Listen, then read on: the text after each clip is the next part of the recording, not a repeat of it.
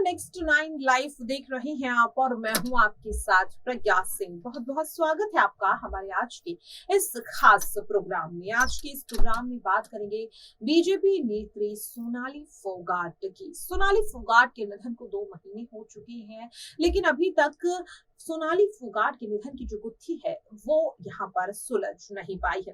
कई सवाल जो लगातार परेशान कर रहे हैं हर किसी को, शक के घेरे में हर कोई आ चुका है। फिर चाहे सोनाली फोगाट का परिवार हो, बीजेपी नेता कुलदीप बिश्नोई हो या फिर गोवा पुलिस के बाद खुद सीबीआई ही क्यों ना हो, शक के घेरे में हर कोई आ रहा है। क्योंकि जिस तरह से सोनाली फोगाट के केस में जो ये सन्नाटा पसर चुका है, ना तो अब इस केस में सीबीआई की ओर से कोई ऐलान होता हुआ दिखाई दे रहा है, ना कोई स्टेटमेंट सामने आ रहा है, तो ना ही अब इस केस को लेकर सोनाली का परिवार कुछ बोलने के लिए तैयार है। वहीं अगर बात करें तो अब इस केस में कहीं ना कहीं बीजेपी नेता कुलदीप बिश्नोई भी खामोश नजर आ रहे हैं।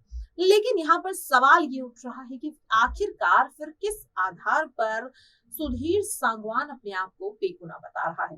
अब आपके मन में ये सवाल उठ रहा होगा कि आखिरकार ऐसा क्यों कहा मैंने, तो बस इसी सवाल का जवाब देने के लिए बिना किसी देरी के प्रोग्राम की शुरुआत करते हैं।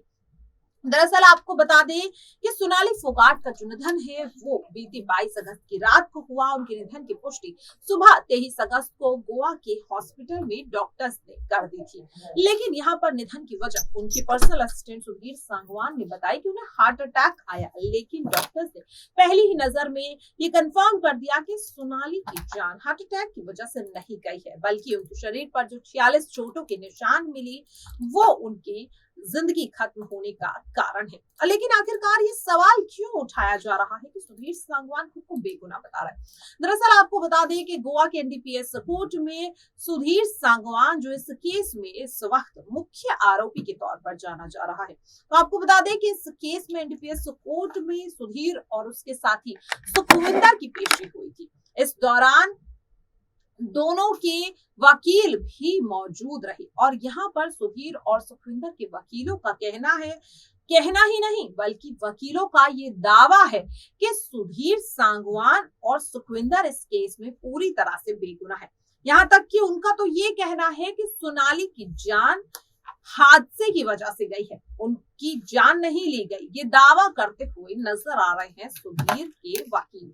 अब ऐसे में सवाल ये उठ रहा है कि अगर सोनाली की जिंदगी किसी हादसे की वजह से खत्म हुई है तो फिर उस पोस्टमार्टम रिपोर्ट का क्या, जो ये साफ कर रही है, जो चीख कर ये कह रही है, जिसमें ये साबित हो रहा है कि सोनाली की जान गई है उनके 46 चोटों के निशानों की वजह से। अब आखिरकार वो चोटें उन्हें कैसे लगी, क्योंकि अपने कन्फेशन में तो खुद सुधीर ने ये कहा कि 22 अगस्त की रात से लेकर सुबह 23 अगस्त तक वैशाली सुधीर के ही साथ थी। तो अब अगर वो उस पूरी रात सुधीर सांगवान के साथ वैशाली फोगाट थी, तो फिर सुधीर सांगवान उन 46 चोटों का जिम्मेदार कैसे नहीं माना जा रहा। और यहाँ पर वकीलों की अगर बात करें तो यहाँ पर जो वकील हैं उन्होंने ये भी कहा कि इस केस में जो मुख्य आरोपी है सुधीर सांगवान, उसे लेकर सीबीआई की चार्जशीट में कोई ऐसा पुख्ता सवाल नहीं है। यहाँ पर आपको ये भी बता दें कि कोर्ट से बाहर निकलते वक्त वकील ने ये भी दावा किया कि जब इस केस में सीबीआई अपनी चार्जशीट दाखिल करेगी तो यहाँ पर ये साफ हो जाएगा कि सुधीर और सुखविंदर पूरी तरह से बेगुनाह है। दरअसल वकीलों को यहाँ पर हायर किया गया है परिवार की ओर से, यानी कि सुधीर के परिवार की ओर से। जी हाँ, आपको बता दें लगातार सुधीर सांगवान का परिवार सुधीर को बेगुनाह बता रहा है। लेकिन वहीं अगर दूसरी ओर बात करें, सोनाली फोगाट का परिवार हो, सोनाली फोगाट के रिश्तेदार हो या फिर उनके आस पड़ोस के लोग, हर कोई इस केस में सुधीर सांगवान को मुख्य आरोपी बताता हुआ नजर आ रहा है। अब ऐसे में सवाल ये उठ रहा है कि जब वाकई में यहाँ पर सुधीर सांगवान के खिलाफ इतने सारे सबूत हैं, तो फिर उनके वकील किस आधार पर ये कह रहे हैं कि सुधीर सांगवान इस केस में बेगुनाह है या फिर उसने ऐसा कुछ नहीं किया। तो चलिए आपको अब इसे लेकर के एक रिपोर्ट भी बता देते हैं कि यहाँ पर जो रिपोर्ट आई है सुधीर सांगवान को लेकर, जो उनकी पेशी हुई है, उसमें यहाँ पर वकील कह सकते हैं कि वो कह यहाँ पर क्या रहे हैं, क्या दावा वो कर रहे हैं। तो दरअसल आपको बता दें कि कोर्ट में पेशी के बाद सुधीर सांगवान के एडवोकेट सुखवंत और अमित जागलान ने ये दावा किया है कि सोनाली की जान नहीं ली गई बल्कि उनका निधन एक हादसे की वजह से हुआ, जैसे मीडिया और सोनाली के स्वजनों के दबाव में गोवा पुलिस ने कह सकते हैं जान लेने का मामला दिखाया। इसी के साथ वकील ने दावा किया कि सीबीआई की चार्जशीट के बाद काफी हद तक चीजें साफ होने की उम्मीद है। दोनों वकीलों ने सुधीर सांगवान और सुखविंदर के परिजनों से बातचीत की और इस केस की पैरवी भी करते हुए दिखाई दिए। यहाँ पर एडवोकेट सुखविंदर सिंह ने स्पष्ट किया है कि सुधीर सांगवान और सुखविंदर से सीबीआई ने लंबी पूछताछ की। 22 सितंबर से लेकर करीब 12 अक्टूबर तक सीबीआई ने दोनों से सवाल जवाब भी किए।